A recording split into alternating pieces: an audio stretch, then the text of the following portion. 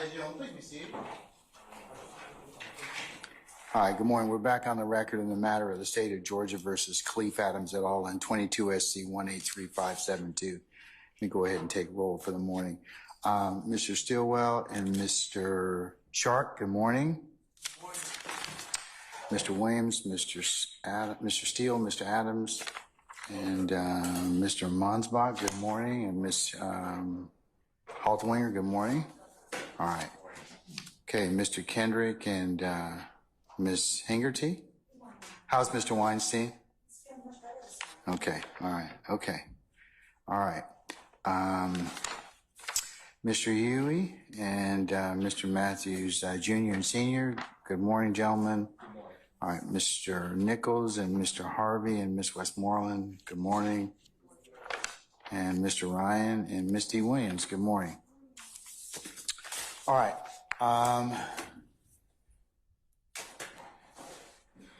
Mr. Atkins and Ms. Hilton and Ms. Knight, good morning. Good morning.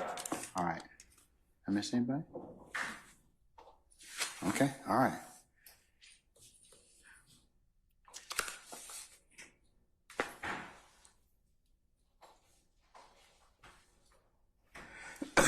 Okay. First order of business the court needs to take up this morning.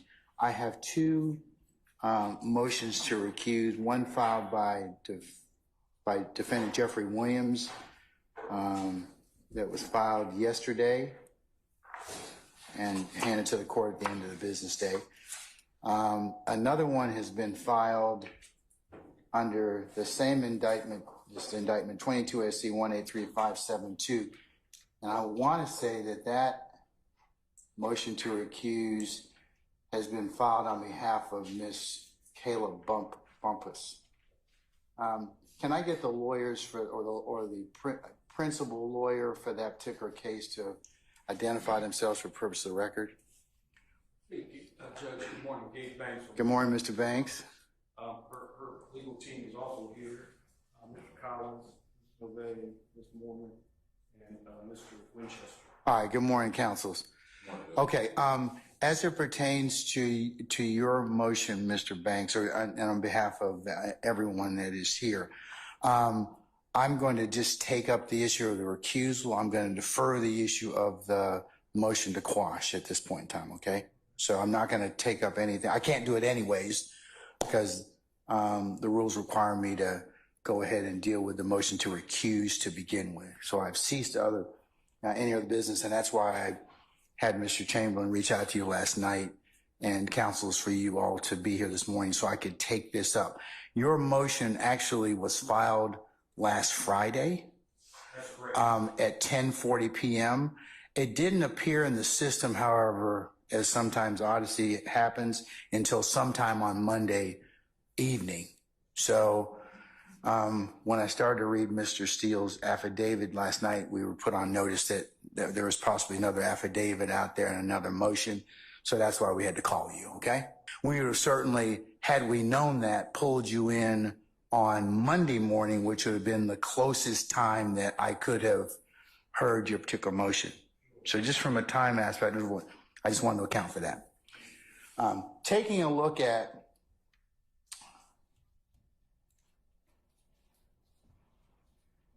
this applies to both motions that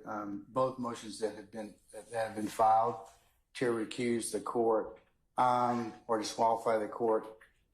Recusal by a Superior Court judge is governed by Uniform Superior Court Rule 25, etc. Rule 25.1 provides that all motions to recuse and disqualify a judge presiding a particular case or proceeding shall be timely filed in writing, and all evidence thereon shall be presented by accompanying affidavits, which shall set fully assert the facts upon which the motion is founded.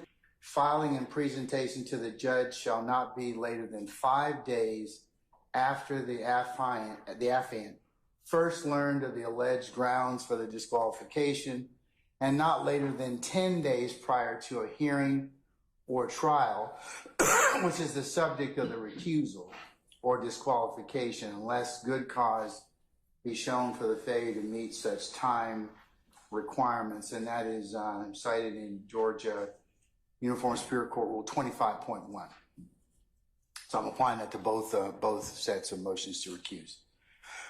And applying this rule, Georgia courts have held that when a motion to recuse is filed, the trial judge shall immediately, 1, determine the timeliness of the motion, 2, the legal sufficiency of the affidavit, and 3, the legal sufficiency of the grounds, and has no power to do anything else, and that is Robinson versus the state, 332 Georgia Appeals at 242-41. The 3 threshold determinations that the trial judge must make in regard to a motion to recuse are whether it's timely filed, whether the affidavit made in support is legally sufficient, and whether some or all the facts set forth in the affidavit are true, recusal would be warranted, and that is Dacker versus the state, 300 Georgia, 74 at 77, 2016. The judge finds any 3 of the conditions have been met. No, I'm sorry, take that back, strike that. If the judge finds that all 3 conditions have been met, he must refer the motion to another judge to hear the motion, but if any one of the conditions is not met, there is no error in denying the motion. And motions to recuse are viewed and considered by the appellate court for abuse of discretion. Accordingly, the court is going to address each one of the factors as it pertains to both Mr. Steele's motion and, for shortness, Mr. Banks' motion. I find both motions were timely filed. I find that Mr. Steele's motion was in fact filed on this past Monday, which would have been the 17th of June. I find that Mr. Banks' motion on behalf of Ms. Bumpus was timely filed, as it was filed on the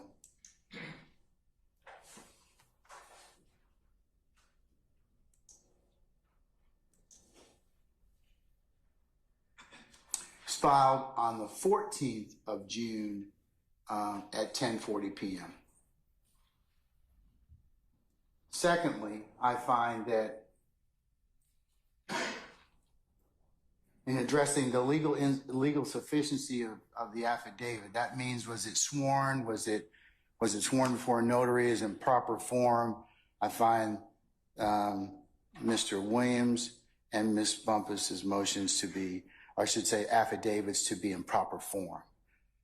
The third thing that the court has to review, and like I said, I reviewed, is the legal sufficiency of your grounds of the motion. And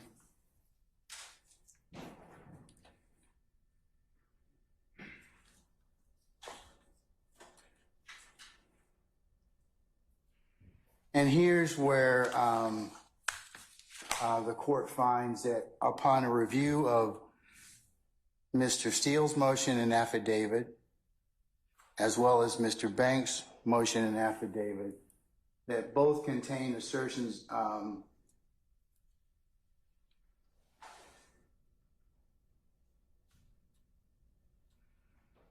bare assertions and legal conclusions which aren't sufficient for the court to grant your motion at this point in time and refer it to another judge for it to be heard.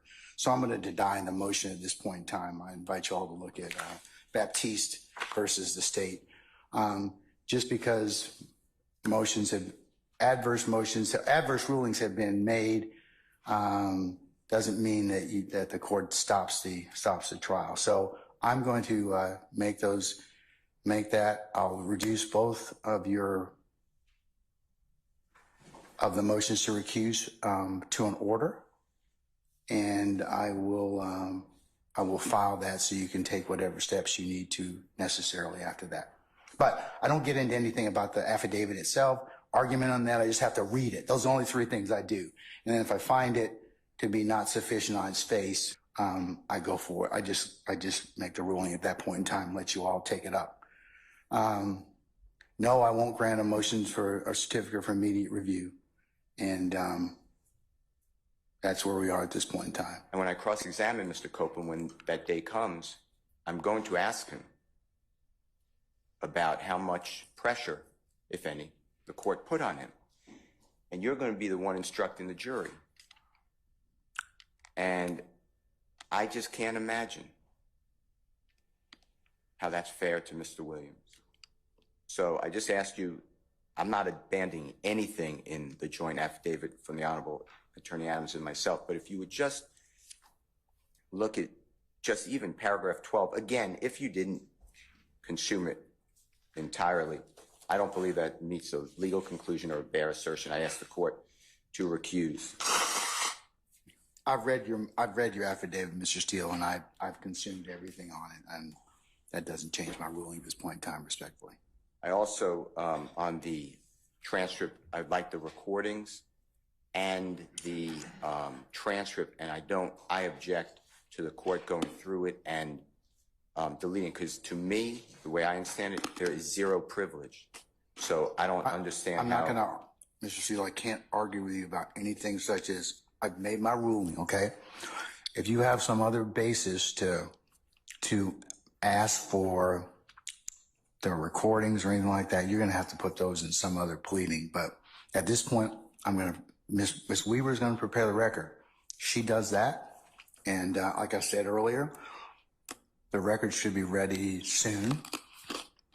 And you all, as a defense group, will have the opportunity to take a look at that particular ex parte transcript that was done in chambers, less anything that is totally that the court considers to be privileged. And I'm going to let you do that before you examine Mr. Copeland. So you'll have everything that you have at that point in time.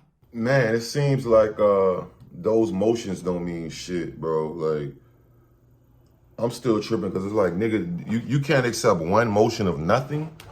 Like, nothing at all. Like, what's the use of even asking the judge for a motion if they can just say, fuck that, fight it on appeal? You know what I'm saying? Like, I don't get that. And then, like, another thing about that I don't get is that even, like, fair? How you got the person that you may be filing a motion against, like, you trying to get the judge off the case, and he's the one who makes the decision? You see what I'm saying? Like he's gonna say, yeah, I'm gonna take myself off this case from, I don't want to get paid for, that's a job for him. I'm just fuck it, I'm out of here. I don't want to get paid for this. I don't want to get any fame for this. You know, the judge is receiving fame too from this and getting, you know, recognition from this and definitely getting money from this. You know what I'm saying? He'll probably have interviews after the case is over about this. And you know what I'm saying? It's like, bro, who's gonna clap theyself? Like, all right, I'm getting off the case. Like, what? That shit don't even sound right, bro. Like, I'm kind of tweaking because it's like, now I'm starting to really feel like Thug is like the judge. Because I be seeing a lot of y'all say that shit.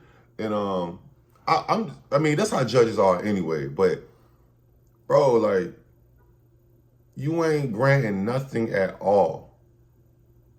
Like, fuck just the mistrials. I don't think I seen him grant one motion yet.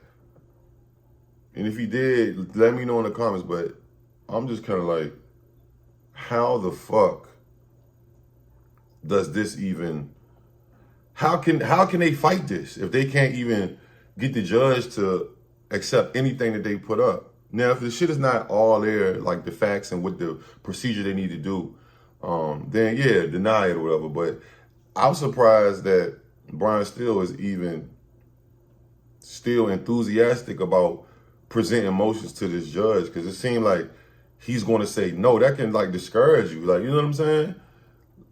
And especially as the defense, y'all already defending yourself. You know what I'm saying? I think didn't he okay some motions towards the prosecution, some shit that the prosecution asked for. Maybe it's just me. Maybe I'm tripping. You know what I'm saying? But to me, it seemed a little fishy at this point. I ain't gonna lie. And then it's so crazy because I looked it up on Google, you know what I'm saying? And I looked at a few different sources. But from what I see, I could be wrong, but from what I read, there's no clear number of mistrials that you can have. They could keep retrying you. Now, normally they say that, you know, after the second one, maybe third one, the defense can file for there being insufficient evidence to even try the defendant based on it didn't work the second time or the third time or the first. You see what I'm saying? But they could just do what they want, bro. Like, but that's why I respect what Mike's still doing, because he putting all the emotions in. So if Thug does lose, he can be like, look how many emotions we put in. You know what I'm saying? On basically at the appellate court. But people don't even know that appeals take a minute, my dog. Like Tory Lanez still go, like, bro, I appealed 2 times. You got the appeal to the, I think it's the don't quote me, it's been so long, thank God. But you got 3 appeals you can do. I know that it's the feds, the Supreme Court is the highest appeal. You can appeal back to the same court that you went to. Then if that don't work, you can go above their head and go to, I believe, the federal court, and then you can go to the Supreme Court. You know what I'm saying? And it's like, but that shit take like a year and a half. Just the process is super slow, bro. Like I said, Tory Lanez is going through an appeal right now. And he been locked up for what, goddamn near 2-some years already. You know what I'm saying? Like, niggas don't want to make it to appeal. Niggas want to beat the case, bro. Like, you know what I'm saying? That appeal shit is just, you're going to be doing time. Like, even if you don't do 20 years, by the time, if Thug do lose and he appeal it and win, he done about 5-6 years. You know what I'm saying? Unless they expedite it, which is rare, because there's so many appeals that people have put in. And so that shit is slow. So, I mean, I guess, yeah, if that's the only decision you got. But I know that Thug and them trying to get this shit ASAP with all these clerical errors and all this BS going on. It's like, that shit should, I mean, it looked like the inevitable to me, but I guess the judge is like, no, we not mistrying nothing. We gonna keep it. That nigga, he just like, no. You know what I mean? Do y'all think that, you know, the judge is being biased? You know what I'm saying? Like, be honest. Let me know in the comments. Do you think that the judge is really being biased? Or do you think that all this shit that Thug defense team is trying to motion for, as far as the mistrials and motion to get him off the case, to get the judge off the case, do you think they incorrect? Because I'm surprised. I mean, damn, that should have weighed you down. You keep getting denied. Like, they didn't got denied like 30 times on 30 different motions, bro. Maybe more than that. Because this case has been going on for a long time, I'm pretty sure, just in recent memory. You know what I mean? Let me know in the comments below. Shit is crazy, man. Like, comment, subscribe, notification bell. I'm gone. Yeah. Hey, it's me again, man. I appreciate you, man. Please stop what you're doing. Go follow the channels IQ Shaheed TV and Connoisseur Not Connoisseur for more bonus clips, different content other than this channel or whatever channel. Yeah, let's go up, bro. If you're wondering, like, why he ain't upload on the main channel, it's because I'm over here on these, man. I appreciate y'all. Slogan.